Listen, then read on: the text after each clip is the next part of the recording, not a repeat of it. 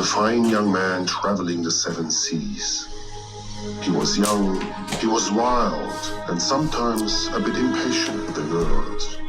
One day, he met an old lady in a dark corner of a tavern. She had an apple. Ooh, look. Eat this apple, she said. Eat this apple and you will get rid of all the problems you will have with girls. And so he did. He waited. It really isn't about he a waited creature for the for a apple while. to take effect. I know. Whoa. But then he felt there was something terribly wrong. He stumbled. He tried not to fall, but the pain was unimaginable. And then... No. Oh, what happened? No. Censored it. The podcast. Well, that song's called Unicorn. Yeah. It's about unicorns. And the reason we played it is because you're listening to Question Block, Mythological Creatures version. And I am Wires of NYC, one of your hosts. And with me is... Arielist. Yeah. Well, you really gotta get tighter. Get tighter. Okay. So for those of you who are listening, which is the most popular way to enjoy this podcast, even though we also put it on Instagram, because nothing makes any sense.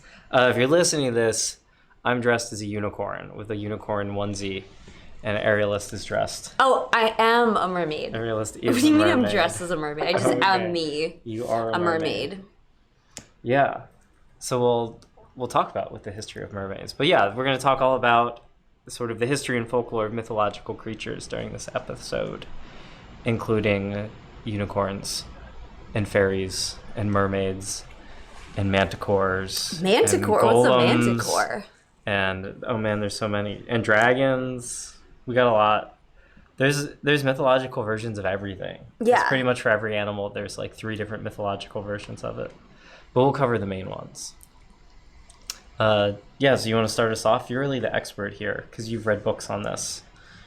I've read books on this. I've read Wikipedia. Well, I guess we could start with dragons because there's dragons like in every culture, basically. Yeah, dragons are universal mythological creature. Although dragons are different from east to west. Do you want to talk about that? Yeah, so probably the earliest, the legends of dragons or mythological stories about dragons go back all the way to Mesopotamia to like 4000 BC. They've been around forever. They've been in every culture. Back in like Babylonian mythology, it's just like giant snakes. And then the Eastern version of dragons is usually that you've seen them in like Chinese New Year celebrations. It's really more of like a snake. It does have like legs. It moves around in a very serpentine manner. It's kind of like a giant snake, but it's very clever. And they like can fly depending on the mythology, but they don't have wings. Oh, hi, Conrad. And then Western mythology for dragons often has them. Oh, in the Eastern mythology, they're like clever, and the dragon came to be associated with the emperor. And actually, in like late imperial China, no one was allowed to have dragons on their clothing or household items. Oh, I thought you meant like as pets. I was like, or pets. Cersei, you're in Also trouble. not. Is that her name? I don't know. I Yeah. watch Game of Thrones. Yeah, Cersei, some other. I am Game of Thrones. But okay. Yeah, back then, the common people, you weren't allowed to have a dragon symbol. That was like the gang sign reserved only for the emperor. Oh, that's pretty Which was cool. pretty funny. He's like, yeah, you can put birds on your ship, but dragons, that's me. And then, yeah. He's like, I am the mother of dragons. Mm-hmm. And in the Western tradition, they're less snake-like, and they're more like, they're four-legged, they have wings, they fly, more like the Game of Thrones dragons. They're more like the devil because in Western, because Christianity ruins everything or dictates everything, And so right? they're really into hoarding, and they often have treasures that they're guarding. And there's the legend of Saint George and the dragon, and so for like, yeah, same thing for like the Christian mythology or whatever. They took these mythological creatures and they're like, oh, these various saints killed dragons. Like, Yeah. so And like, the dragon was the devil, basically. yeah, so they're like, Saint George killed this dragon. Was it George or Peter? It was George. It's Saint George and the dragon. But that really is just the story of Perseus. Yeah, it is. Isn't that funny? Yeah, they just took a Greek legend from like 3,000 or 2,000 years earlier and then made it their own, where there's like a maiden chained to a rock. and there's like a dragon coming to eat her. Andromeda. Yeah, that was Andromeda and Perseus. And Perseus saved her. Welcome to the But then stage. instead, St. George saves Nameless Maiden. That's how like. Yeah, anti-feminist, I guess. The In New mythology York, was. The there's- maiden didn't have a name. There's a really cool statue of this, like a crazy, huge, insane statue of this. Oh, by the UN? Yes, it's like said to symbolize like the slaying of Nazis or whatever. But like it's crazy because you see it and you're like, it's so huge. It's such like an eyesore. You're like, you just imagine like New York being like, oh, thanks, whoever. I think French, like, because they give us all our statues, you know. Yeah. New York was probably like, oh, thanks. We'll just put it over on like by the river. It's by the East River. It's like our attic. The tourists can look at it. Yeah. They're like, we won't have to look at it. Only the because it's like so crazy. It is funny the myth of Saint George and the dragon in the full version. It's not only does Saint George like he subdues the dragon, but then he puts the maiden's like girdle around the dragon on like a leash, brings it back to the town, which is some like I think it's like Cappadocia or like some town in Libya now, but part of the Ottoman Empire, and then sets the dragon loose on the town and says that he'll kill it if they all convert to Christianity. Oh my God. And so like the king and 1,500 of his men convert to Christianity, and then George beheads the dragon. Yeah.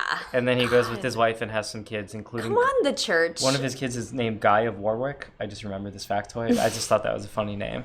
Guy of Guy of Warwick. Warwick. Guy, yeah. Bro. Hey, Guy. Hey, Guy. Warwick. What's up? Yeah, that's... So that's your Eastern Western dragons.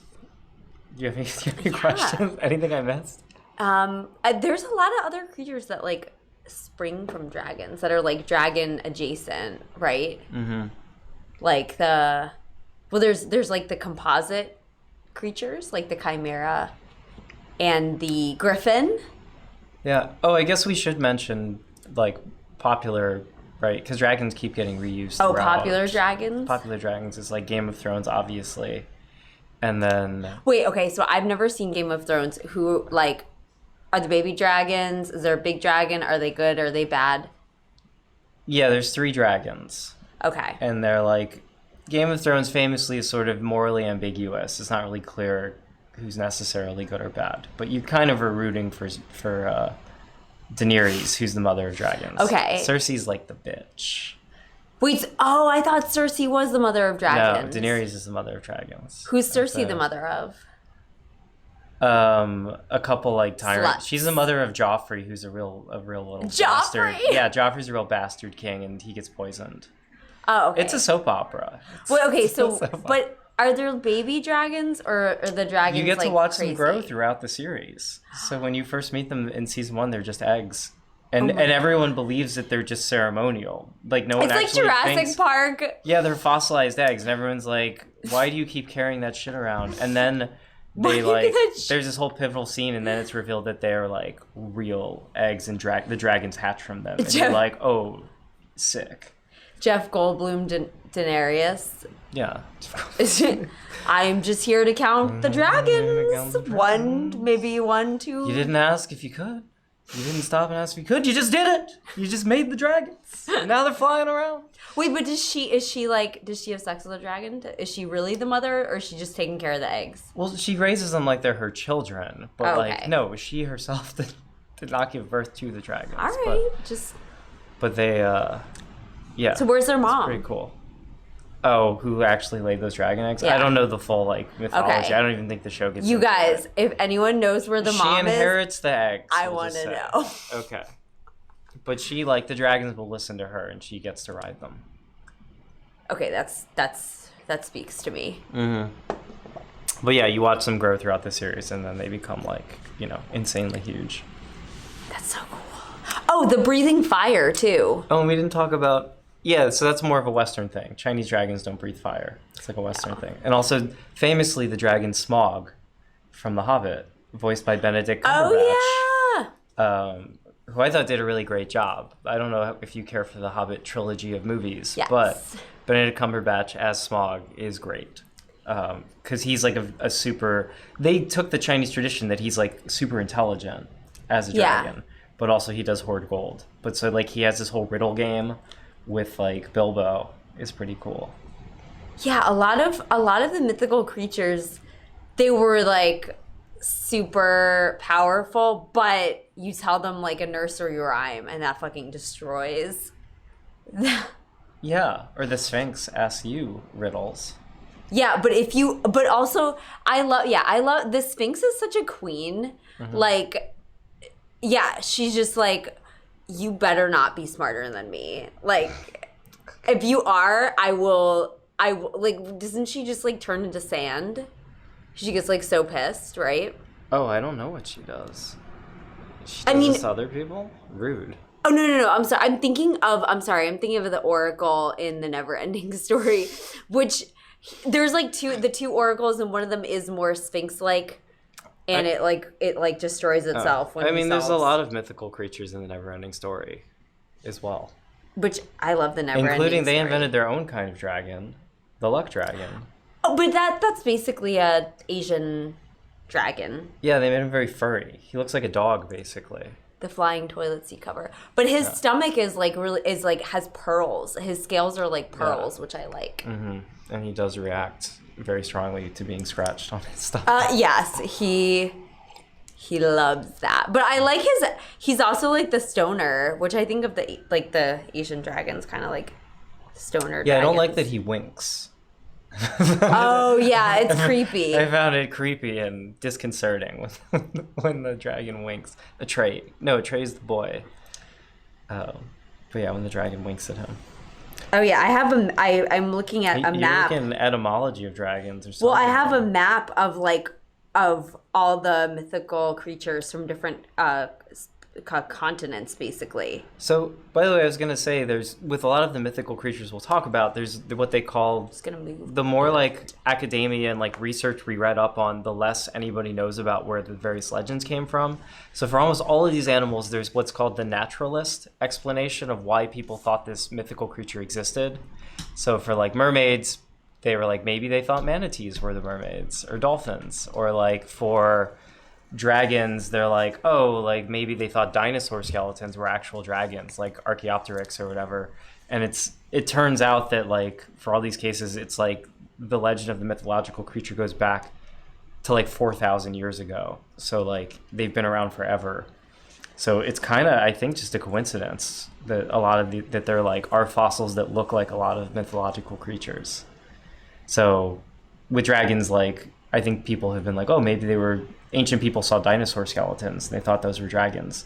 And it's like, no, they actually had dragon mythology. Like they're like legends of like Gilgamesh fighting a giant serpent. Yeah. They were written down in like 3000 BC. This is so Jungian, because Jungian said that we all have a collective unconscious, and like you really do see this. Yeah. Here. There's certain just archetypes that every culture independently comes up with. Yeah, and the similarities are there. Yeah, they exist. I actually have a lot about mermaids. So when you like, I have like the oldest mermaid and whatnot, and a little bit. Well, let's switch over to mermaids. We've kicked things off with the dragons. Yeah. Should we bring our guest on now or later?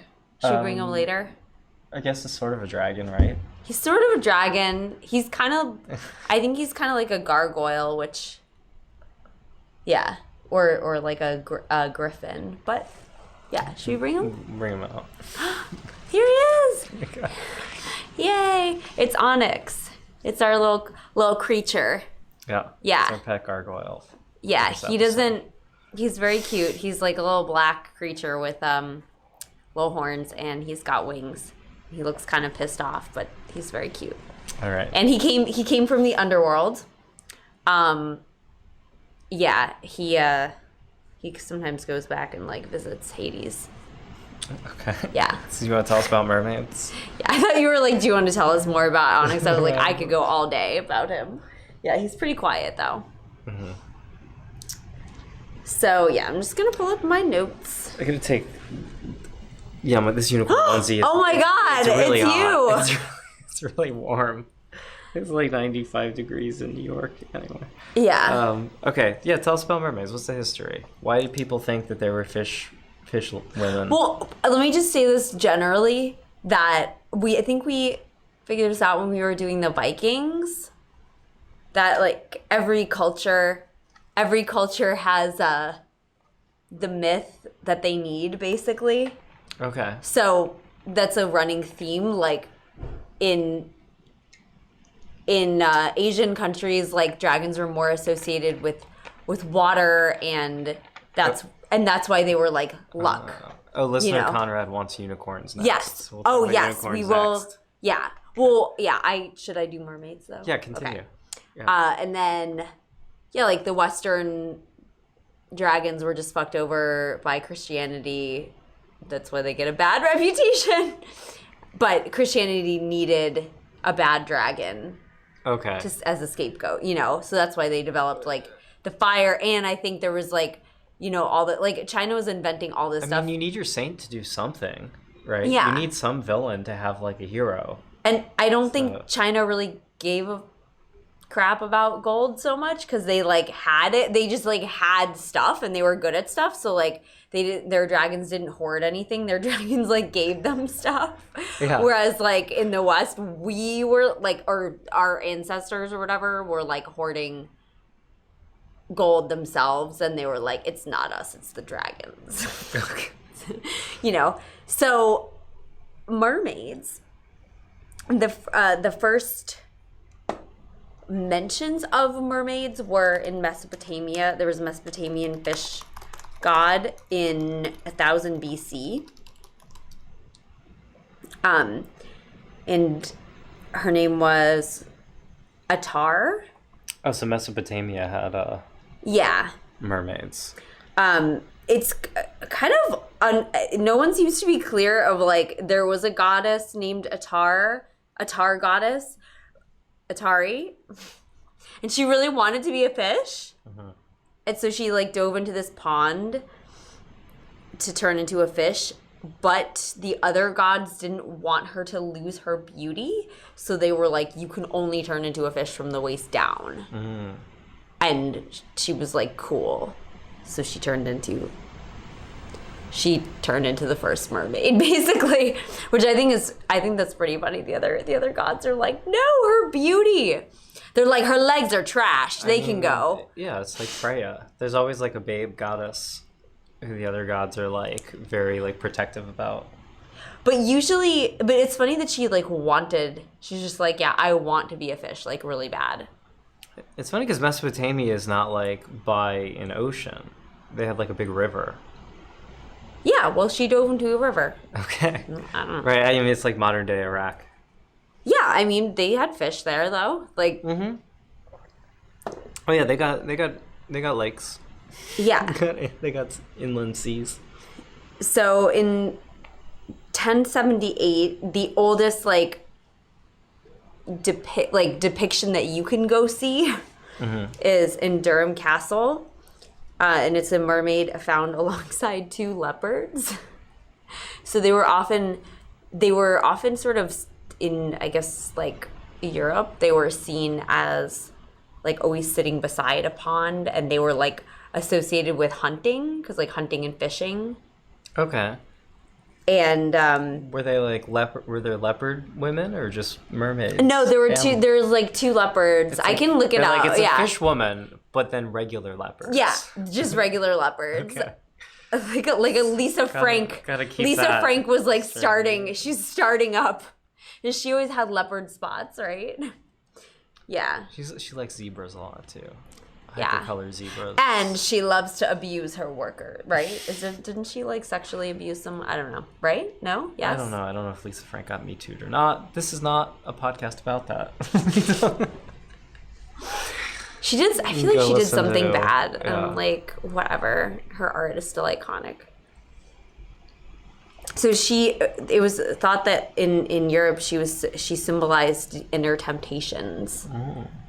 And also pretty much every continent has their own version of mermaid. In Africa, they have a spirit called the Mama Wata. who's actually fluid, like sexual, like gender wise is fluid. So sometimes they're a male and sometimes they're a female.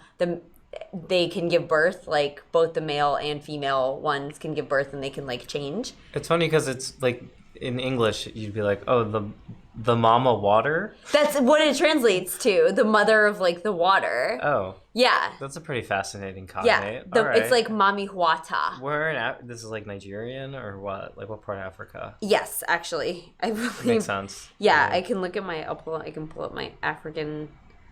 I mean, they got a huge map. lake there. Right? They do. By Lagos. Which means like... Yeah. Let me see. Ooh. Oh my gosh. It's okay. I don't know what that. It's the I don't speaker know we what that used. was. The speaker we used to play the intro. Fell over. While you're looking that up, I was going to say also the Greeks had mermaids because the sirens are depicted as mermaids. Wait a second. Sirens are not mermaids. They're actually half bird, half woman in the original story, but in my limited research on Wikipedia, they specifically mention that like during, I guess, the Hellenistic period, so like after the original mythology, they started depicting them as half fish, half women, because I guess they thought that was sexier. I don't know.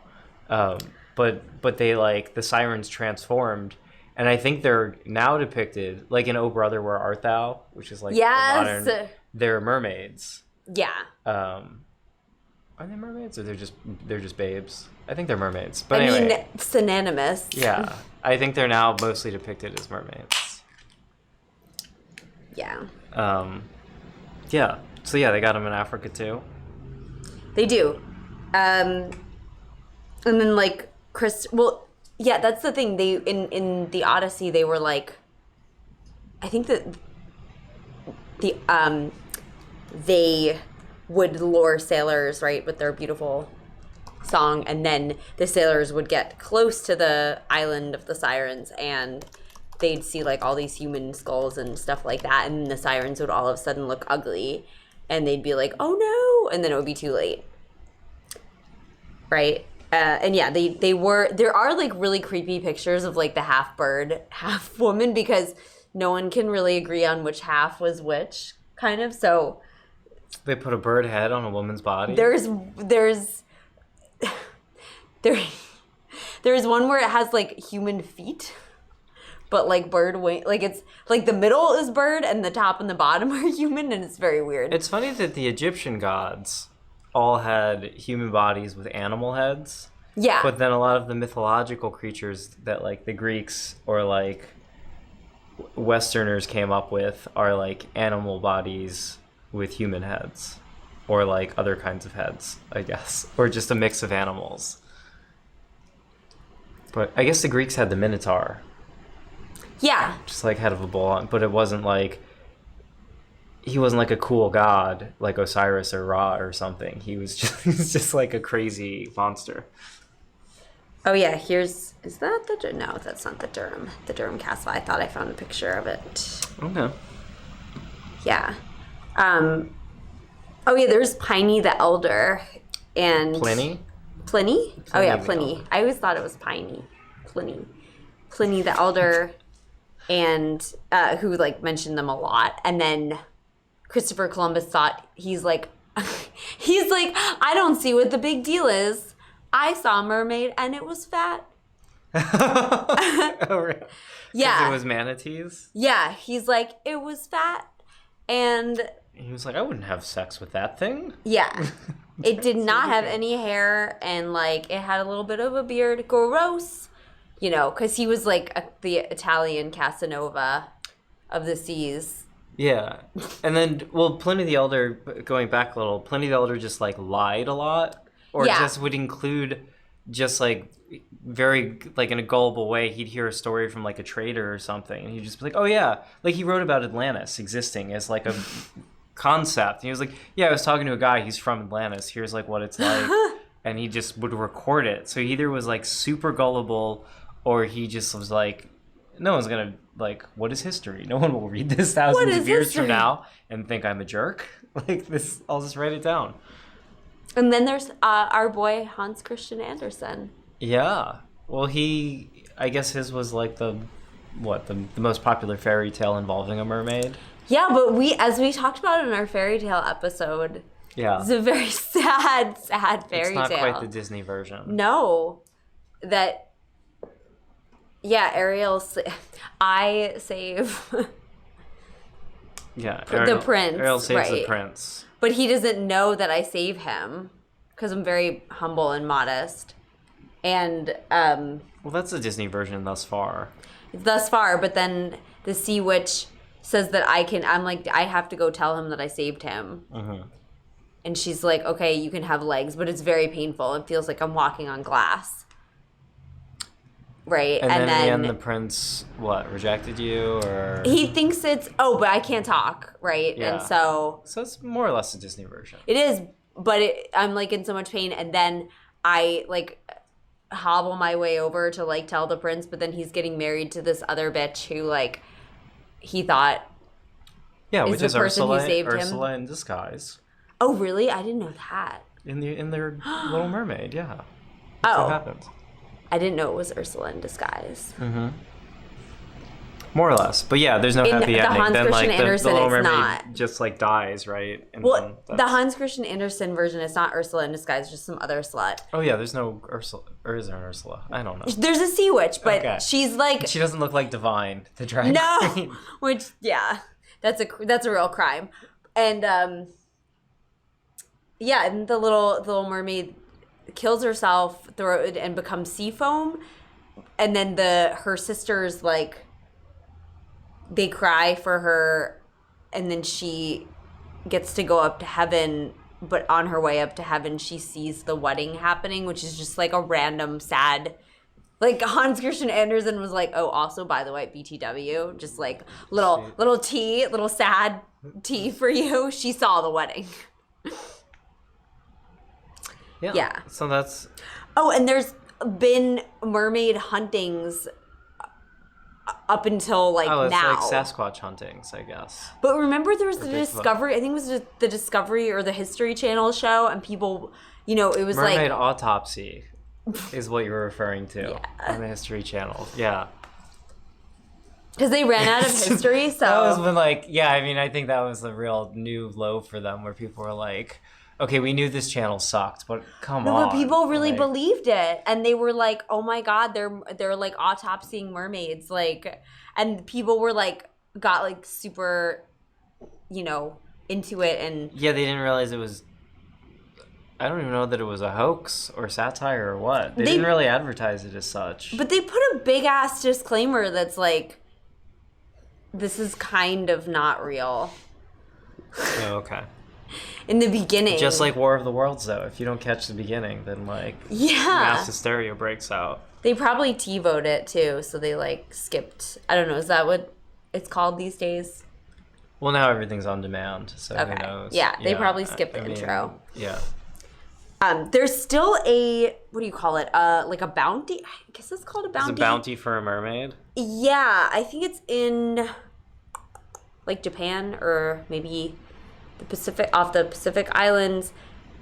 There was said to be a mermaid, and there's that government they're like, we'll pay you just for like a picture of it, and it's still that case is still open. Oh, so. Well, whatever. I mean, it's like all the Sasquatch bounties. Like, no one ever actually finds the Sasquatch. It's more about the journey of self-discovery that you go on while trying to hunt down a mythological creature. Yeah. I was like fantasizing about what the white trash people are like in like Japan, because the people who go hunting for these like, you know what I mean? Yeah, it's like that movie Shoplifters, probably. True. Okay. That's true. There you go. Great film for anyone out there who also wants to watch a movie not about mythology, but about trash. Mm-hmm. Okay, so I think that covers mermaids. Yes. So should we Let's talk about unicorns? Unicorns. Do you remember what the first? So famously, unicorns. They're basically. Oh, wait, do you want to be one for just a moment, just to get in character, just for now? To get in character. They're the narwhals of land. Oh, look at you, so cute. He likes to be scratched on his little unicorn hairs. Yeah, I mean the funny thing about a unicorn is right. It's a horse with a horn in the middle of its head. Yeah, that is the funny thing about a unicorn. There's nothing that it's ribbed for your pleasure. There's nothing that's special about it except you just put a horn on a widespread common animal, and then the horn is magic. So, yeah. So what does the horn do? Tell them about the horn. Well, what doesn't it do? I mean, on the unicorn or off? Because there's all these people that try to like collect the unicorn horn and like grind it up and use it as like a tincture for things. I know, yeah, and people do that to rhinoceros horns. Or to narwhal. People would find narwhal horns. Oh, and they thought they were unicorn horns. And then, right, the history of unicorns, right, is that like some of it is just like bad descriptions of rhinoceroses. Yeah, bad. Yeah. From like English or like European explorers who like went to Africa and then drew really bad pictures of rhinoceroses, and other people were like, oh, it's a horse with a horn. I get it. Yeah. Yeah, it was like a lost in translation kind of thing, because like in India they were described as donkeys, and but just the size, like they had a 28-inch horn, which is like, it's pretty darn big. Yeah, and then some unicorns, they give them wings, but yes, the Greeks had the Pegasus like long, much earlier. So you just put a horn on a Pegasus. Oh yeah, what Pliny, our boy, Pliny also talked about. Yeah, he said that there was a very fierce animal called the monoceros, which is like, I guess, unicorn. But he's talking about a rhinoceros, clearly, right? Yeah. But he like was probably talking to African traders. Very fierce animal, which has the head of a stag, the feet of an elephant, the tail of a boar, the rest of the body like that of a horse. So that's like a very fat armored horse. Yeah, sure. And he said the horn was 35 inches in.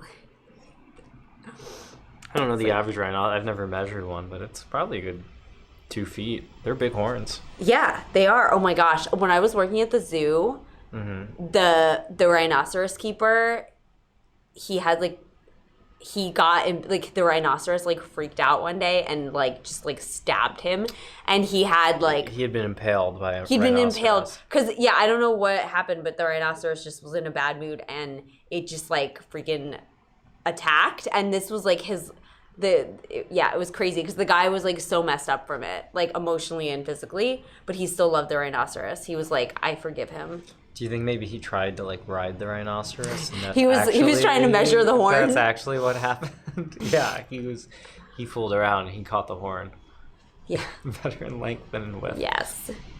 Horns. A 35-inch wide horn would be just out of control. Yeah. Well, rhinoceroses, the rhinoceri, right? Yeah. Rhinoceri.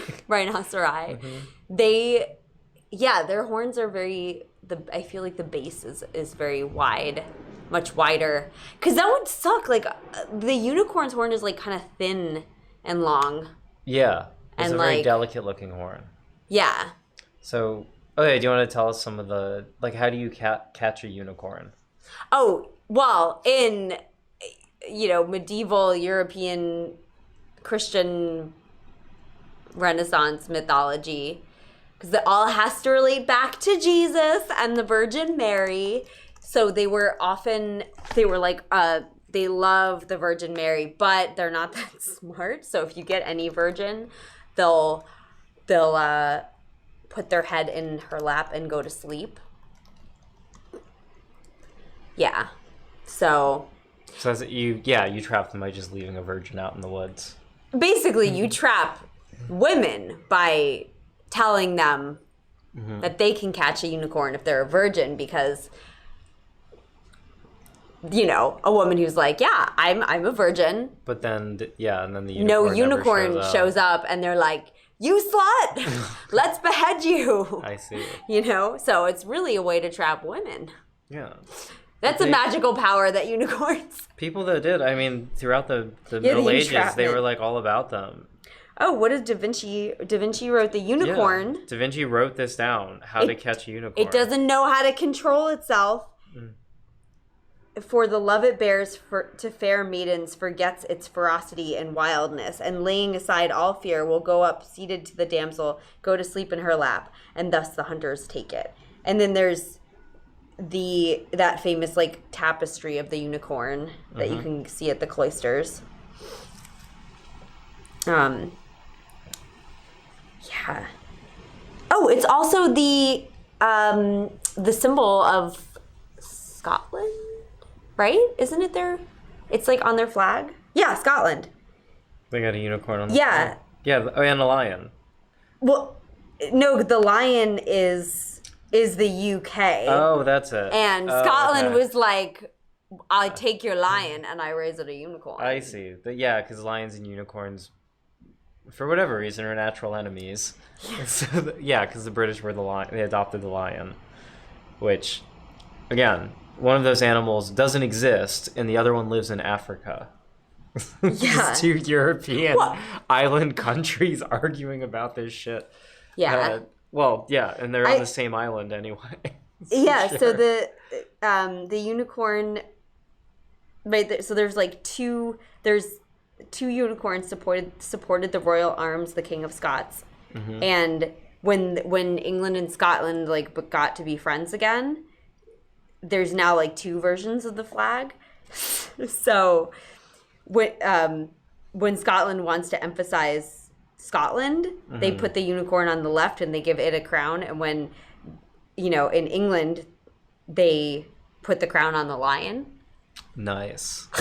Nice. I love that. Shade. They're so serious about it, and they're like, you know what? Okay, your British accent's sounding great with your practice watching UK Drag Race. UK Drag Race. Oh wow, golden coins known as the unicorn and half unicorn were used in Scotland. That's so cool. Can we go to Scotland? Well, that was in the 15th and 16th century, but maybe there's still some around. Yeah, we can go to Scotland and talk about unicorns, which don't exist. Maybe if you dress like a unicorn, we can go for free. Yeah, I'll be like, I'm your country's national symbol. I'm like, hey, fuck off, you wee bastard. You bloody bastard. Trying to think of Mary Queen of Scots. So there's your unicorn history. That's the mythology. Yeah, there's a bunch of great stories about them and King Arthur, and he's hanging out with unicorns and fighting dragons and stuff. Yeah. But yeah, kind of uniquely, I guess British Isles, particularly the unicorn. I don't think there's unicorns in, there's no Chinese unicorn.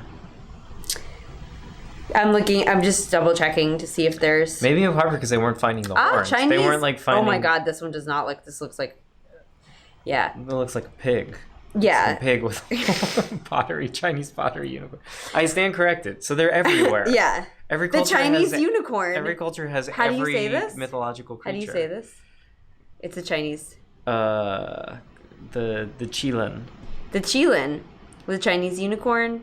So they think it's kind of like a giraffe, like a deer, and I guess a skinnier stretched out unicorn. Maybe it was a depiction of a giraffe. Yeah, it became from some African trader or something. With giraffes. Yeah. And giraffes do have their cute little horns on the top of their head. Oh yeah, that's true. Horns. And then they have the chimera horse with the oxtail. Yeah. Yeah. So we can talk about, that kind of leads into griffins. Yeah, you right? Love griffins. So griffin is what is it? Body of a lion, the wings of a bird, and the head of an eagle, right? And the tail of a snake. I think those are the three animals. That was more than three animals. No, I think it's lion, eagle, and snake. I think is a griffin. Wait, is that all the houses in Harry Potter? No, there's Hufflepuff. What's that? I don't know. I forget. I'm bad at the... Gryffindor's the lion, Slytherin's the snake. You're right. There's Gryffindor's the griffin. Oh, Gryffindor is the griffin. There you go. Yeah. So it's all three already. Okay. A griffin. Oh, I like that better. The griffin. Head and wings of an eagle. Tail of a snake. Oh, it has talons too on its feet. Yeah. So it has lion paws, but then talons. So it's just like a lion that never cut its nails. Sure. Oh, I don't know that it doesn't necessarily have snake parts. It's just really a lion eagle. Oh, because it has like, I feel like they have like scales though. Yeah, that's what I thought too. But who knows? Anyway, so this one, like the griffin also had, there was like, for Anne of Chelsea who's listening, one of the houses in Harry Potter, because it's a British boarding school, is called Gryffindor, and that's like Harry Potter's house, and their mascot is the griffin. And hijinks happen, they always win the Wizard Cup. Wait, so what are each of the houses? And people are like, I'm so Gryffindor, I'm so this. I never know, like, Slytherin what is that? is like the evil, ambitious, conniving house, which has like the... Okay, what's the other? The antagonist, Professor Snape, is Slytherin, so they're the snake. The snake, okay. And Slytherins can speak... They can snake. speak parcel tongue, which they can talk to snakes. So they're just like... Yeah. So they just tell secrets? Then there's Ravenclaw, which is a raven. So what are they? They're like... I think they're the very like brainy, like clever, orderly ones. Whatever, Okay, like type A's. Yeah, then there's Hufflepuff, which I think is like a hedgehog or something. That's awesome. Yeah. They're just like the goofballs. Exactly, like nobody takes Hufflepuff seriously. And they're the stoners. Yeah. The and Hufflepuff. Gryffindor are like the leaders, the heroic ones. But, so which house are you? I'm probably a Gryffindor. I'm a Leo. Oh, true that. That makes sense. I would be the snake, wouldn't I? You'd be a Slytherin, the evil one. No, I don't know. Would I be the Hufflepuff? The Slytherins are also very ambitious, but they're like evil ambitious. So like Draco Malfoy is like the antagonist. He's like the kid. Which are Harry the hot hates. ones? Which is like the hottest? Which is the sexiest house? I don't know, because it depends what you're into. Probably the Slytherins, because they're bad. Yeah, that might be me. Maybe I'd go between the Hufflepuff and the Anyway, yeah. So the Griffin. There's also like a naturalist theory that the Greeks started writing about griffins in, I think it was like 700 BC, and it turns out that's right around when they started trading with these traders called the Scythians, who were from like the China-Mongolia border, where they like mined gold. I guess there's gold over there. And that also was like a Triceratops breeding ground millions of years ago. Oh my god, that's so cute! Or I guess it's not Triceratops, it's Monoceros. There are Monoceratops. Not Monoceros. Yeah, Monoceratops or whatever was it. So it's not a Tricero, it's a single-horned dinosaur, lived in that area. And there's fossils all over the place. And there's a lot of like eroded cliff sides where you could see the skeletons. So the theory is that the Scythians basically were like seeing those skeletons and digging them up while looking for gold. And so then they were like, when trading with the Greeks, they're like, yeah, there's this crazy animal. We keep finding its bones all over the place, but we never see them. And they were describing basically a Triceratops, which has a beak and like a frill right on its shoulders, which they might But they didn't know about the frill. They might have mistaken the frill for wings. But they didn't know about the frill. No, the frill's like it's got some bones to support the frill. So they maybe thought that was wings, and like not great at reconstructing fossils necessarily. So that's maybe why its body of the Monoceros looks maybe sort of cat-like if you're looking at the skeleton. So maybe that's why they thought it was a griffin. But then some other scholar, again, that's the problem. You read more and more about this, and everybody disagrees, and like no one really knows. So some other scholar was like, yeah, cool, but that's 700 BC, but legends of griffins go back to like 3000 BC. Yeah. And like there's some like, Iranian cultures where they've dug up like, engravings of like a griffin creature that's like from 3000 BC, long before the Scythians even got involved in that part of the world. So where does it come So it's annoying. So I think everything is, well, it's annoying because there's no like easy explanation. I think the real answer is a lot of people, creative writing has been around a long time and people have been coming up with mythical creatures forever. I think that Young had it, he's got it down. I really do. That whole like... Sorry, Anne of Chelsea, Yeah.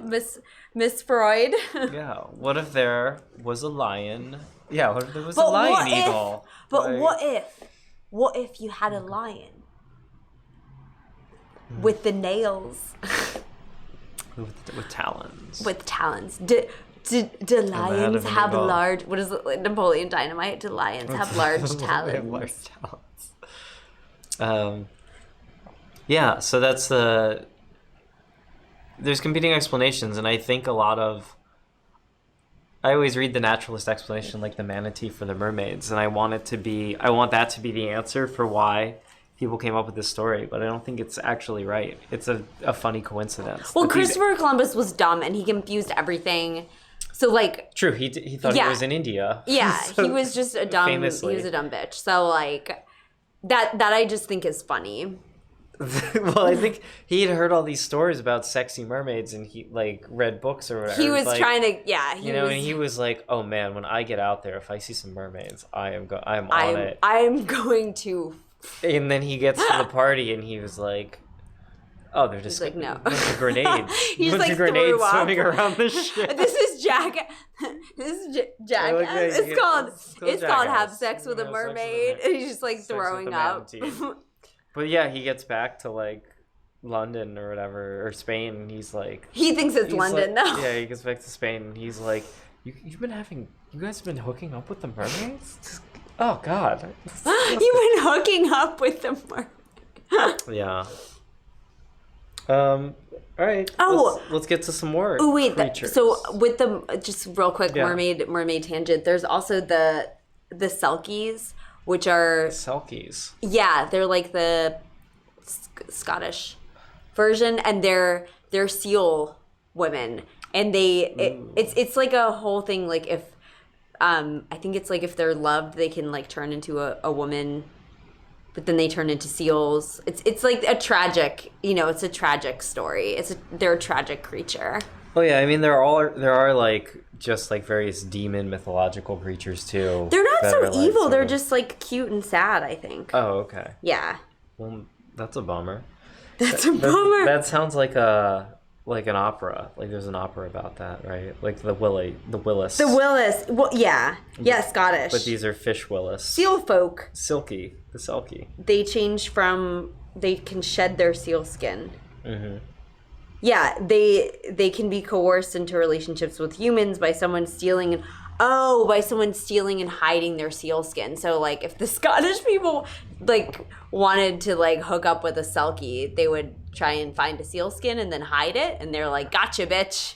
Oh, okay. You take its costume, I guess. Because then they can't turn back. So you're exactly right though. It's like the Swan Maiden situation. Yeah. Anna Chelsea on the Twitch chat is saying that there's a book called Seal Child. There is. Oh my gosh. Did you read it? Yes, I did. And it's about this girl in the Hamptons, I think. And she's like, I hate going to the Hamptons. Like, I'm going to have the worst summer ever. And she becomes, I guess their friend that she's visiting has this weird girl who's like always wet staying in their house. And that girl like becomes her friend, and then she realizes the girl is like spoiler alert, a seal. And I think the seal girl like saves her one day from drowning, but then like she has to turn back into a seal. Yeah, it's a really good book. I read it so many times when I was a kid. There's a new Pixar movie coming out about some mermaid creatures. Ooh, some about me? Yeah. About you. Why didn't I get the call? And it looks very cute. It's set in like an Italian resort village in like the 60s. Oh, that's cool. Okay. Yeah. All right, I'm down. I am down. Okay, so we got the unicorns, we got the mermaids, we got the griffins. The other one of the big four mythological creatures we have is the fairies. Oh yes! How could I forget my other namesake?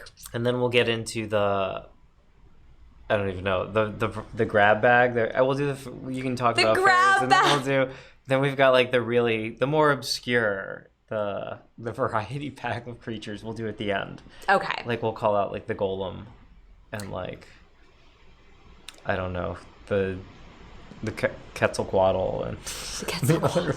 Yeah. So tell us about fairies.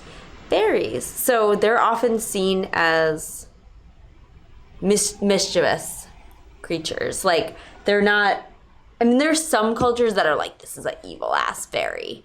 I think they're actually... Like, a lot of the colder cultures, they're evil, which is interesting because, like, you know... Why would a fairy, like, be flying around and stuff in the winter? Mm-hmm. So it's like for that they're like an evil frost fairy, you know. But in most cultures they're associated with like springtime and playfulness and like and like mischievous. How do you say that word? Mischievous stuff. And they're always like small. Pretty much. I mean, there is like the fairy godmother, but I think she's actually usually pretty small. It's just like in Disney they made her like a grandma. I don't know. Yeah. They don't necessarily always have wings. In some like mythologies they fly around. They have like birds that help them out and they'll fly around on their back. Yeah, which is so cute. They're so cute. Tiny. They're adorable. Little bird riders. Yeah. Oh yeah, and there's also like Thumbelina, who she was a fairy too, but she was just like a really small. She's like as big as your thumb. Mm-hmm. That's very tiny. Yeah. Most fairies you're thinking 20 centimeters or so. Really? I always think of them as like little like they could drink out of an acorn. Oh, okay. Or a daffodil. Like a Tinkerbell size. Like, whenever I see daffodils, I'm like, that's just like a cup for a fairy to drink out of. Like, at night, they're definitely just like, you know, untucked. Yeah. They're different from elves. Yes. In that they generally more fly around and do mischievous magic. Or like they help you. Yeah. Right? Like there's all this stuff where like they'll do this if you leave this out for them, but if you do this, they'll do that, and it's bad, you know, like... Yeah, we'll do a little aside on like Tolkien like totally reimagined elves basically. And like he made them into like... a noble like horse riding, like great archers or whatever. Whereas prior to that, they were just like little bastards. Little bastards. Like, where are my shoes? The elves took them. Yeah. So fairies they're like big in Celtic cultures. Mm-hmm. And it means, I'm trying to, what is There's also fae. Well, they're called fae. F-A-E. F-A-E, ooh, in all caps. Okay. I don't know what that like stands for something. I'm trying to remember what fairy comes from. The word, it's like playful, I think. Yeah. I think the concept, I think in part it might be that like... Oh, fate. Related to like, if you go out in the woods, particularly in like, I don't know, like summers in probably like Europe and still in like North America, and there's fireflies, you'll see like little lights sort of. I wonder if it's like sort of based on that. Maybe.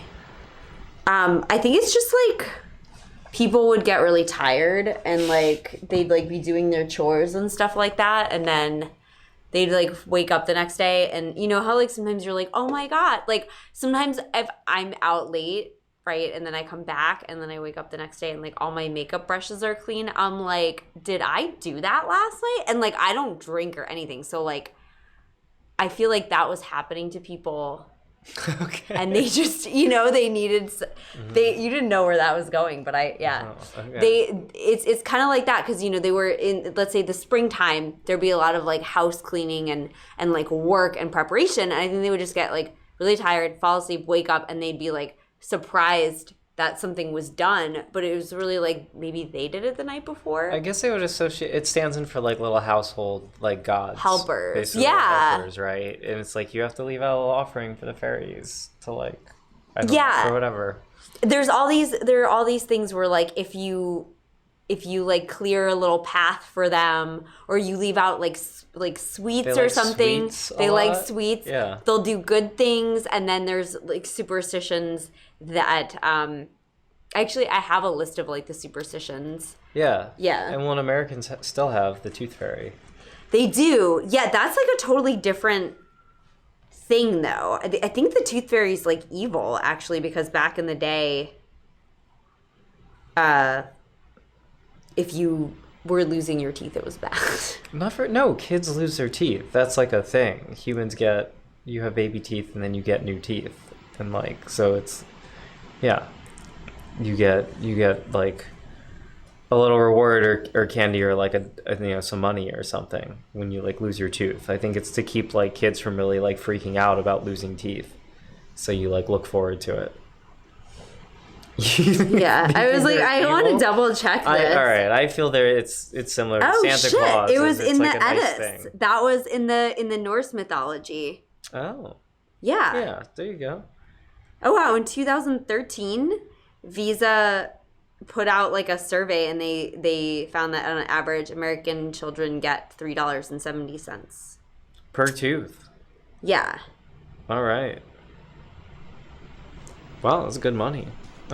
Whoa. Yeah, and then I guess in England people had to originally, before the tooth fairy, they had to burn their baby teeth, which I don't even know if you can do that. For good luck, I guess. Was it yeah, and they're like, you know what, it would be easier if we just, I guess kids didn't want to give up their teeth. Well, and then the Norse believed that like children's teeth brought luck in battle. So they would make like little charm bracelets out of their Shout out to Olive to Party. Out of their kids' teeth when they went into battle. Oh, because Olive to Party wants to make a necklace of her friend's teeth. Oh yeah, that's a very Norse thing to do. Yeah, so I guess to help her during burlesque. Yeah. To help her take her pants off better. Great. Yeah, she's her own kind of Norse warrior. She is. Oh my God, she's such a Norse warrior. She is such a Norse. So a Norse of a different color. She is. Oh yeah, she came up with that, didn't she? Mm-hmm. Yeah, and so then, right, Peter Pan has the famous fairy Tinkerbell, who's probably the best known popular fairy. Yes. I relate with her so much because I throw a freaking tantrum if people aren't clapping for me. Mm-hmm. And then I like threaten to vanish. If you don't pay attention to me. A great little, yeah. The fact that Tinkerbell dies without attention is great. But she's a pop culture icon. She is. Mm-hmm. Yeah, it sucks though, because like I feel like we can all relate with her, because like Wendy's like just an average, she's just average, right? And like Peter Pan's like super into her. And I would be pissed too. I'm like, bitch, I can fly. I have like a special cave. I'm like helping you. You know, I'm adorable. How are you paying attention to this boring ass bitch? There is I want to read this little excerpt from one of the first Peter Pan like books. J.M. Barrie was the writer of them. But yeah, when Peter Pan is guarding Wendy from pirates, the story says, after a time he fell asleep, and some unsteady fairies had to climb over him on their way home from an orgy. Yes! Just like going some unsaid. Because they get drunk off like the flowers and stuff like that. Yeah. I do like that. Yeah, the fairies are just getting on, have to go home, and yeah, they do a lot of mischief. And it was like, maybe that's a cute thing you could say when like, yeah, your keys are missing or something. It's like the fairies move them. So yeah, fairy lore. Oh yeah, there's also the elemental fairies, because I think hang on. This is your Norse mythology. I had to drink. I had to take a drink. There's different kinds of fairies. There's like the sylph, right? Sylphide, remember? La Sylphide. Oh, okay. There's like the sylphs, and there's like fire fairies. There's also like some water fairies. This sounds like from a video game, but I guess it's showed up in video games, I guess. Undines. Water fairies. Well, that was also That's also a ballet, right? Yeah, I guess so. So these showed up in a lot of ballets or whatever that were pulled from mythology. And again, it's like whatever you need, whatever your culture needs, you'll come up with that mythology. So yeah, like there's like the woodland creatures, and then there's like the water and fire ones are more like Eastern ones. Yeah. Oh, I was just looking up to see like the gifts. Oh yeah, if you have like a nice garden, they'll come, and they like foxglove, primrose, cows. Oh, cowslips. That was an Ariel song in Shakespeare. Okay. Because she's like, under the cowslip spell, I lie merrily, merrily, merrily. Yeah. But she's a sprite. Is there a difference between like air sprite and fairy? An air sprite. Right, isn't that what like Ariel is? Yeah, I think a sprite is just a little bit more like, I think fairies, like, they travel in packs, and like a sprite is like sprites are just assistants to magicians. They're like a little bigger, maybe a little bigger, a little more goddessy. Because in the Tempest, Ariel famously also starts a lot of mischief.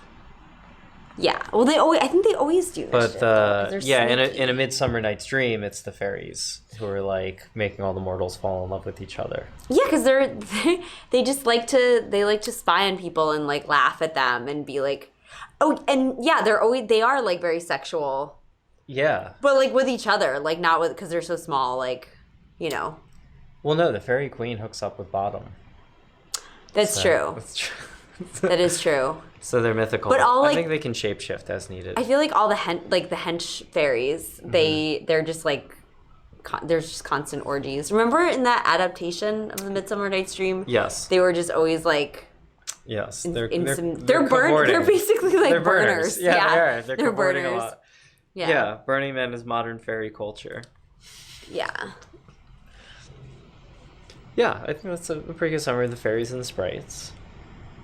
And then there's so many other mythological creatures that we haven't even gotten into. But there's so much overlap too. But some unique ones, right? The golem, I think, is great, which is just Jewish folklore. My precious. I don't think golems exist in other cultures. Maybe, but it's a creature made out of clay who through a spell is brought to life. And it's basically a giant, like sort of an unthinking robot automaton giant thing. Everything is made out of clay. And so you can make the golem, the dreidels, the golems, right? I mean, the ancient Jews were living, there was a lot of clay around. Living near rivers, I guess. And there's a lot of pottery going on. There's a lot of they're clay. making dreidels and golems. But yeah, that in itself is like, right, has now been adopted and just basically become like the modern day robot, I think, is like what the idea was with the original like golem. It was like you would program this creature and it would unthinkingly do whatever. Or like Frankenstein's monster is probably similar. Oh yeah, modern example of it. But that's like what that is. That story is based on this ancient mythology from, thousands of years ago. But the golem shows up a bunch in like Jewish folklore. And then there's tons of other creatures. There's like Sasquatch, seems to be uniquely American, I think. Yeah, we have a lot of like Midwest, like Chupacabra, and like we have a lot of, I guess because there were... Chupacabra is sort of a vampire wolf creature type thing. Yes. Oh, here we go. Sorry, I'm pulling up my map. I have like this map of the different continents and like the different... And their mythological creatures and where they live. Mythical beasts and where to find them. Where to find them. Yeah. Yeah, the Sasquatch. Oh, the Wendigo is like a... The Wendigo. The Wendigo. That's like a werewolf kind of thing. I think that's more like a Native American background. Wendigo is like a First Nations. This one is really funny. It looks like a drunk witch. The Tata Duente. Yeah. I don't even know what's up with that one. Yeah, it's crazy. Where is it? That's from Belize. Oh, Your and map. she loves Belize. In Belize, they have it does look like a creepy sort of witch puppet master. Yeah, it's like it looks drunk though. It's like What site is this? We can tell the listeners, viewers. It has travelandleisure.com. really travelandleisure.com. Yep. Wow, these maps are really well illustrated. They're Yeah. beautiful though. So, all right, Yeah, so we got the props to them. the Nahulito. It's like It's a sea porpoise monster. thing with a fox head. It looks like, oh, we didn't even talk about the Loch Ness monster yet. Speaking of the Ooh, there's a water tiger. Scottish, that's what that creature looks like too, though. Yeah, Nessie. Yeah, Right. old Nessie. I like that they've made friends with it because they named it. Yeah, but Nessie very much looks like a brontosaurus. Oh yeah, Right? did people think that it's a brontosaurus? Like, is that a debate that you found in your research? Yes, people do. People like it's a brontosaurus. So it's like, no, it lives in a lake. Clearly, it's like adapted for swimming. And then, yeah, people still like to search for it though. Same with the Sasquatch. Oh my gosh, that's Bigfoot. There's you know what they multiple should shows. There's multiple They reality should shows. do like Groundhog Day, but with Nessie. Like if Nessie like comes out. Oh, 'Cause it's okay. I always- thought you were talking about the Bill Murray movie No, from the like 90s, in which is fantastic. Scotland, they should just do that. But like it's always cloudy there, so like they would never have. They'd be like, oh, didn't come out today. Come out. It's gonna be cloudy. It's gonna be cloudy tomorrow. There's no Nessie didn't show up. Yeah. Africa has a ton. Oh yeah, Anansi, the spider. Mm-hmm. Yeah. So these are all mythological creatures. They have their own dragon too, yeah, and they're in Lesotho. There's a dragon. And there's another kind of dragon-y thing.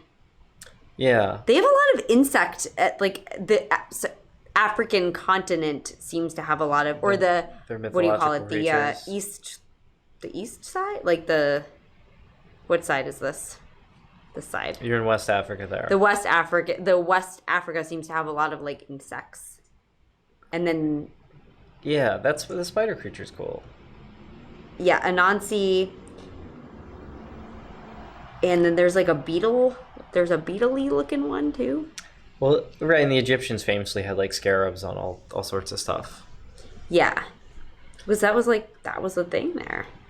But yeah, so we should talk a little bit in some detail about J.R.R. Tolkien, because he kind of set the way modern like mythological fiction is written. Like now the whole canon like revolves around and uses a lot of ideas that he basically like coined and solidified. Wait, what? Who uses his ideas? So Tolkien's conception of elves. I thought that he just uses his. I thought he just stole his ideas from like a lot of stuff. No, he did. He did tons of research on like origins and other cultures, but his conception of the dwarves was wielding axes and being burly and like a heroic race that like lives underground. Was like dwarves existed, but they were, I think, more like they were just like earth fairies before, and he made them this like sort of stout, like strong, like axe wielding, like type, Yeah. right? Like what is it, Gimli or whatever.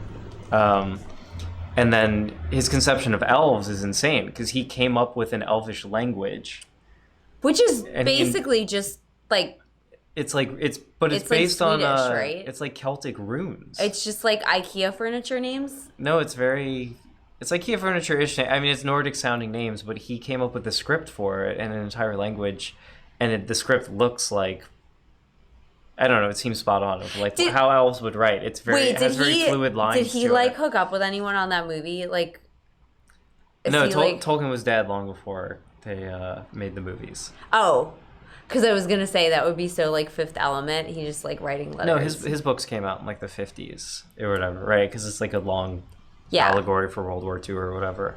Oh, true. But yeah, so his conception of elves is like great archers who are immortal and have amazing eyesight and all that stuff is unique. He invented all of that stuff and gave them a language in this whole culture.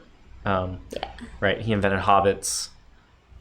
Even his conception like wizards were around. Like stories of Merlin have been around forever, so he kind of just borrowed that too. He also took a ton from Norse mythology. Yes. Like a ton. Like in the names too. He just like took the names. Like there's Yeah. yeah, as we said in our Norse. But yeah, he I feel like everything that has come afterwards, so like yeah, Harry Potter or Game of Thrones is like they all kind of live in just various versions of the world of Tolkien to some extent. Yeah. I mean, Harry Potter canceled because well, yeah, because J.K. Rowling has some problematic views that we don't need to get into, but Harry Potter is, as a series, certainly like great writing, great storytelling. if you want to see something really funny, you can look up. Well, because you read J.K. Rowling, and there's some things that are novel in her world, but it's really the storytelling and having a bunch of like making it young adult literature, and like the character is really great, but it's set in a world that you like very much recognize as like a fantasy world that you get. She does some of her own like unique things. Yeah, it got like crazy though. I think because I read the first and the second and then like half of the third, and I was like, I don't care anymore. Like So once it got past like the third grade level, you stopped. Yeah, I was like, I mean, yeah. What was the neat thing about the series is actually made to be the way it's written. It's made to be read as you get older and more mature, because by the seventh book is much more difficult to read than the first. We all know. Yeah. We all know that I get You less gave up mature, halfway. so yeah. Maybe I But- should have started with the last one. Yeah, I mean, she certainly did like a ton of research too with her mythical creatures and how they behave. There's like mermaids in that book that live in the lake by the school. Yeah, that's the And- stuff that I liked, but then when it got like crazy where they're like this dude has like a head on his head and then like he is There's- a bad person and then there's like but he's not. I was like, Okay, you didn't. All right. yeah. But That's my there's- summary of There's Harry Potter. centaurs that live in the woods near the school. There is a Yeah. giant spider creature, like Anansi. Anansi. Yeah. And it's yeah. I mean, one of the cuter things it did is it created this whole parallel world for that all the like magicians, like people who have magic, can like live in, or whatever. Yeah, The witches and wizards all have their own like special like, Diagon Alley like street they shop in and stuff. Yeah, no, I know that. I was a huge fan of like the first two, Okay. and I would play like witch, like Harry Potter witch or whatever in my like with a broom. I'd put it between two chairs and be like, I'm Harry Potter, like land. But then it got like not about the cute little world, and it got to like political for me. Because I like the wand shop and like all. I was like, I just wanted to be about that. I didn't want like all this fighting. That's where it goes wrong. All the fighting gets so confusing, Okay. and all the different like head reveal. Like I can't. Like come on, just have your head be your head. All right, you didn't like that reveal. Oh, there's a basilisk. We didn't even talk about that creature. Yeah. Which is sort of a Medusa, but not human. It's just a snake that turns you to stone. Yeah. It's the basilisk. People really didn't like snakes like all across. Oh yeah, I mean, Yeah. the first story in like Christian, mythology or whatever is just like snakes are bad and we hate them. Oh, snakes are bad. Yeah, people. Is not there ever a fans. good snake? Good question. We'll leave it to the listeners and viewers, I guess, to tell us if there's any positive depictions of snakes as like mythological creatures. Yeah. Because I'm not thinking of any offhand. I mean, I think there's the occasional good dragon. And Oh, yeah, maybe sure. the Chinese have like good, Their dragons are good. Their positive views of dragons. But, Yeah. yeah, but in many ways, maybe that was them just coming to terms with the attitudes of snakes, I guess. Well, I'm trying to think if snakes. What if there was a snake, but you could be friends with them? It's like their mythological creature. Yeah. They but you didn't could- just try to bite you and run away. I think that is kind of because water snakes aren't as. God, someone's gonna be like, they fucking are. But I feel like water snakes aren't as like bad, like deadly as land snakes, like as poison. I feel like they're just like chilling in the water. They eat fish or whatever, right? So I feel like I don't know. We'll have to say. I feel like the if snakes you were, episode, like Asian, like and saw like an Asian study of snakes, water snake, herpetology. you just be like, yeah, it's eating fish, just like me, like whatever. Like we both, and they're sneaky. They come out of nowhere, but like maybe when they saw the snake, it was like good luck because there would be like a lot of fish nearby. I don't know. But if there's like a land snake and it bites you, you're probably gonna die. Yeah, I think there's just an innate sort of human, a Jungian sort of dislike of snakes, just like insects. There's like a human. It's funny that there aren't revulsion. like mice creatures because that like I think people don't like snakes and insects because they're like little sneaky and they can like come into your area and you're like I didn't co-sign this. There's really no mice mythological creatures that were. Yeah, I guess you could be like, oh, that's like fairies, but yeah. Yeah, they aren't really brought up, right? There's like they're in stories, like in the Nutcracker. There's like rats, or like the villains, or like in the Redwall series, there's like it's like a whole civilization of mice. But like, yeah. All right, that's one mythological creature that does not exist. Almost everything else is a mythological creature. Yeah, but not mice, huh? All right, again, we'll let as they say, the best way to find out a fact on the internet is to ask your friends. No, it's to confidently state the wrong thing. Oh, yeah. Someone will be along to correct you shortly. Yeah. What's your favorite mythological creature? Well, I'm dressed as a unicorn. I do really like them. Do Pokemon count as mythological creatures? I don't think they do. No. Oh, what about the kitsune? The Kitsune? Kitsune? What about them? The sexy fox from Japan. Mm-hmm. Yeah, that's basically what it is, sexy fox. They were like a selkie. Japan and China, I guess? Yeah, but they were like a selkie, but fox. Yeah. So they're sort of mischievous. They're very clever. Yeah, there's a lot of like TikTok makeup techniques.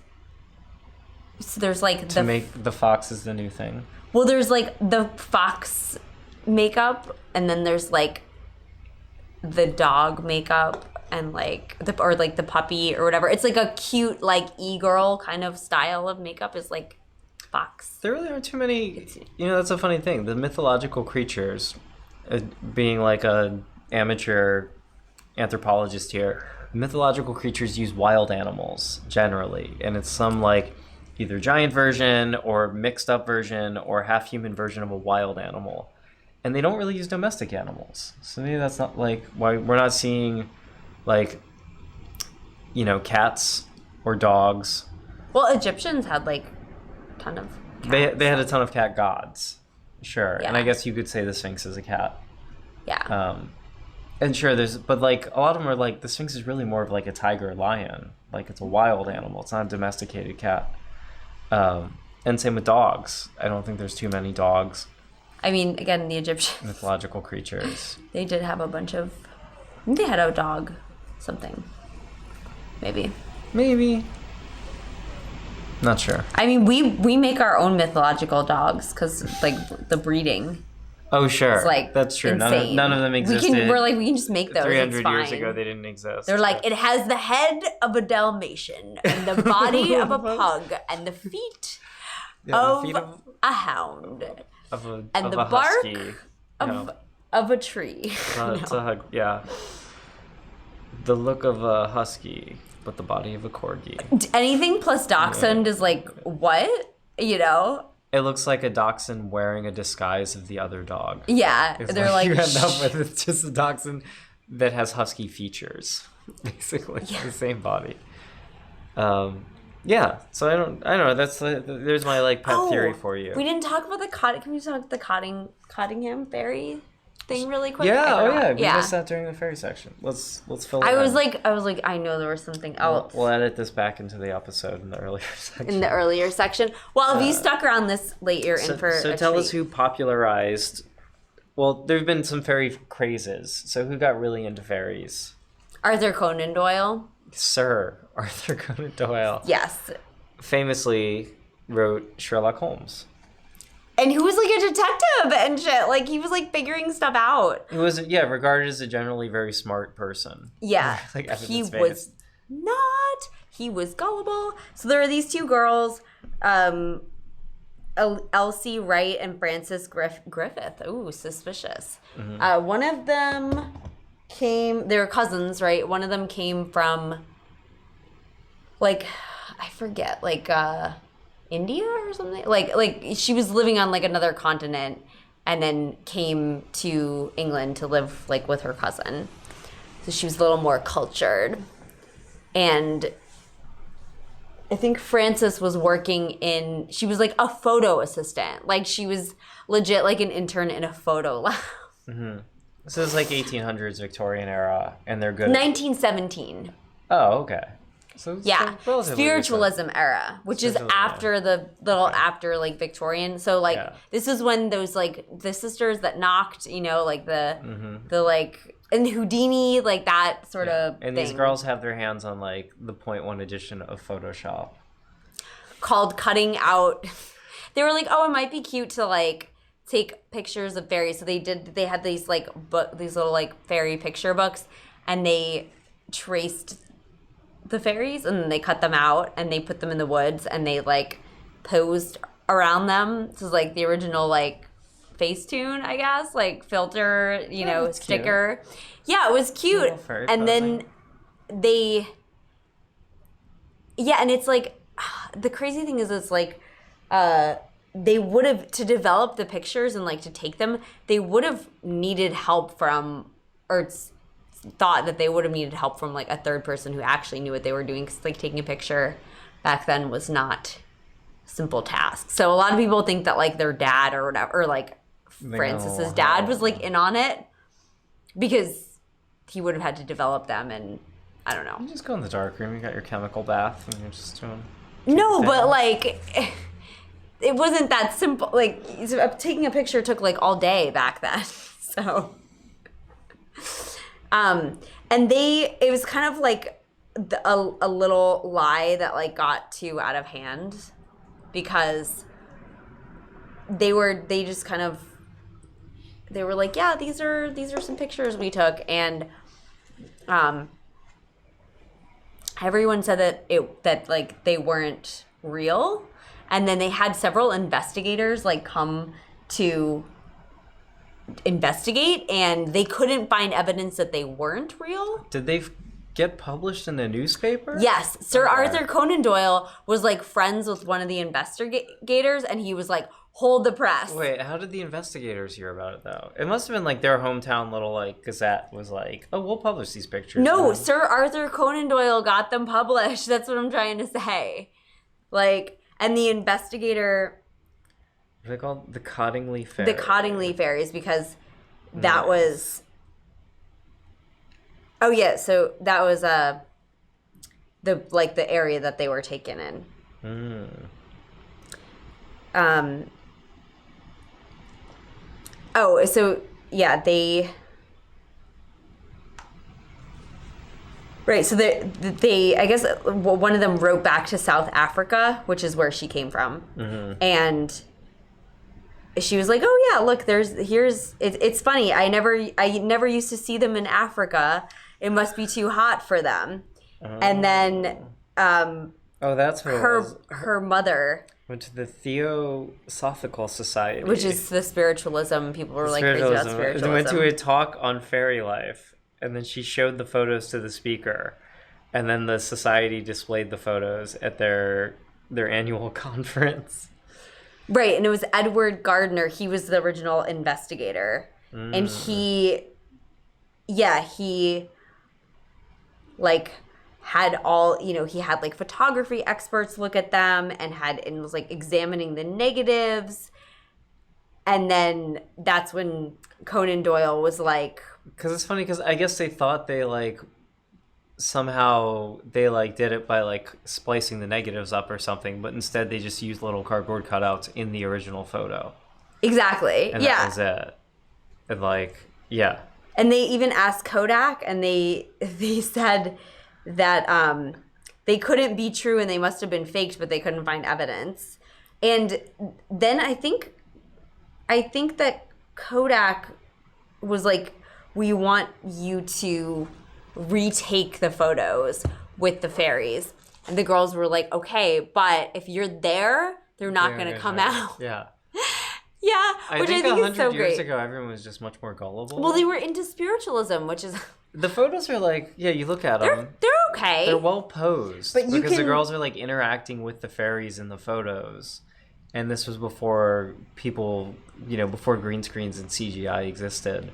So us sitting naturally in front of this background right now, calmly, like we have all evening, they didn't know how to do that 100 years ago.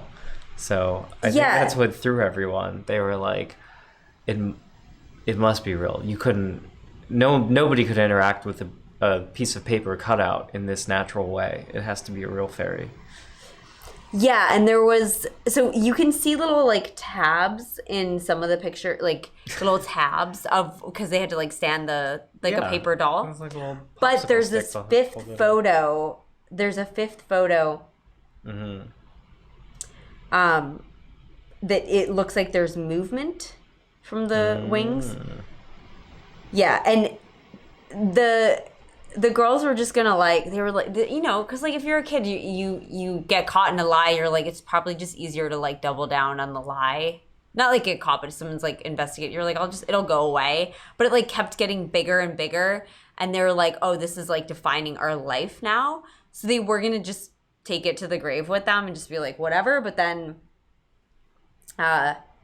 they in 1983. They like did a tell-all article, and this fifth photograph with the wing movement, which actually looks, I guess because they're not in that photograph, it looks really cool and like mysterious. Yeah, I'm holding it up, the fifth photograph. Okay. Yeah. So they disagreed on that, though. So Elsie said that it was fake, but Frances insisted that it was real. Frances probably suffering from dementia by this time because she's like 70 years old. Yeah. All right. Oh, so apparently it was an unintended double exposure. Oh. And that's... Yeah. Gave it the movement. I see. Yeah. All right, cool. Oh, and because they both were like, I took that photograph, and then it was a double exposure, so they had to because they both took the photo. They did both take it.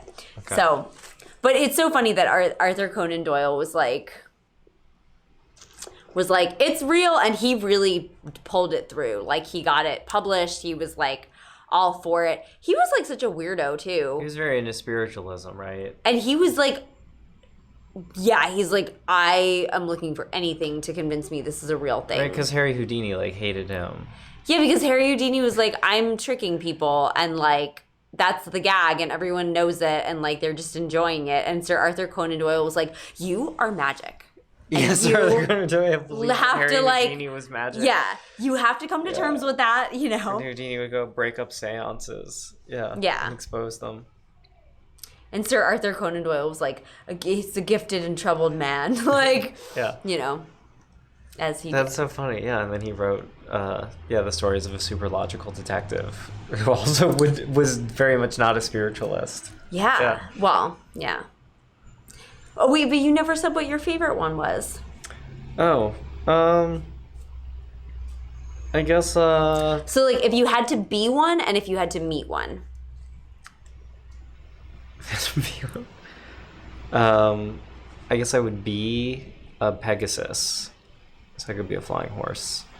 And if I had to meet one, I would meet a friendly Pegasus, so I could fly on it. Oh, that's so cute. Yeah. Oh, you do have wings. I am actually surprise. I'm one of those unicorn Pegasuses, Pegasi. Your dreams that I came talked true. about. Yeah. Yeah. So I can fly around. How about you? Yeah, I would definitely. So as much as I do like mermaid stuff, I'm really kind of more like a mermaid that like hangs out by the side of the pool. Like I don't, You're like an Ariel. Like an Ariel mermaid. She wants to be part of that world. which I guess makes me a mermaid. Oh my God, maybe I am a mermaid. Because I always have associated more with my fairy side because I fly and stuff like that. But yeah, maybe I am just a mermaid. I did really More like a harpy.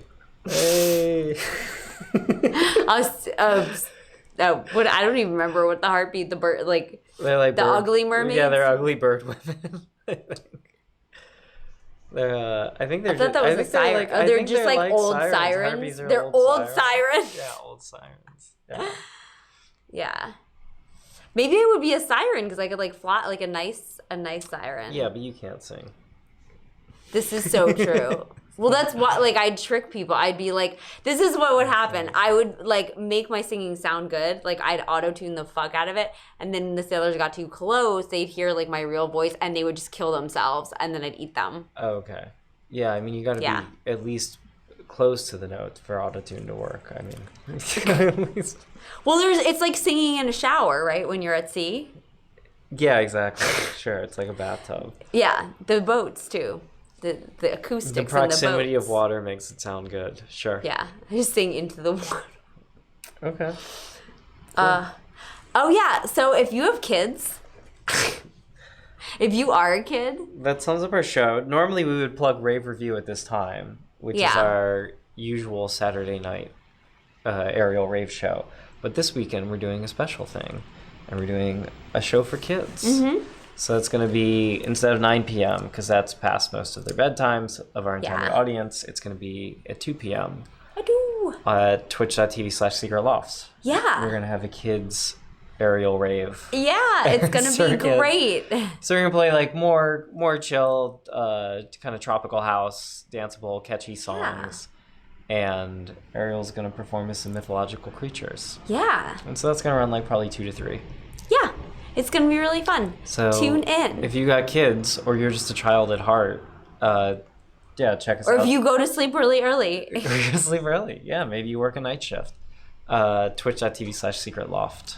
Yeah, it's going to be great. At 2 o'clock. And if you want to see us in person, Secret Loft has a comedy show on Friday. Yes! So, come through. 8 o'clock, you got to buy tickets in advance on Eventbrite. So go to secretloftnyc.com for the details on that. And buy tickets for the comedy show. And you can see us in person. Also, we have like a pride, like if you haven't noticed, all of our themes this month are like pride adjacent.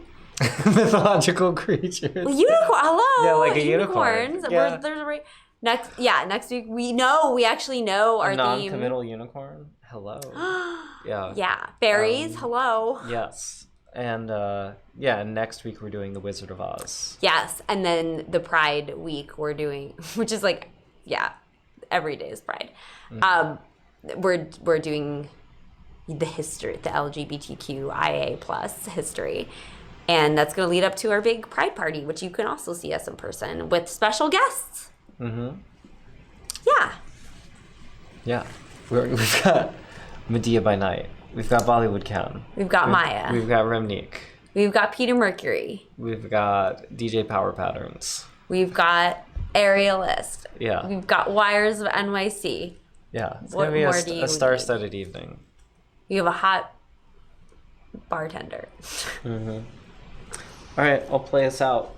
Okay. Song. Oh, yeah, and tell your friends and to listen to our podcast. Give us a 5-star review. Anything less, we'll send evil fairies to haunt you. It's simply rude.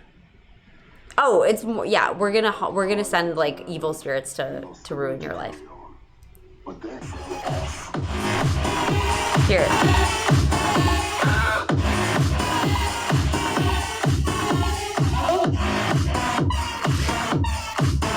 Repose. Yeah, I'm waiting for him to talk about the unicorn. Oh, then you're gonna get excited. There we go. You're very excited. He lost the will to carry on. But then, he heard an ancient legend about a mystic animal which was said to hold the cure for his problem. The only thing he needed to do was to touch the horn of the... Gosh, is my dick long unicorn. He instantly set sail, went to Moon Island, found the beast, and after a long and furious battle, finally touched its horn. The curing process started immediately. In fact, the growth was so immense that from that moment on, he was We will known not as be the playing this Queen song of for the Pirates. children's rave. Don't worry, it's too scary. Okay. Good night, everybody. Good night. Mwah.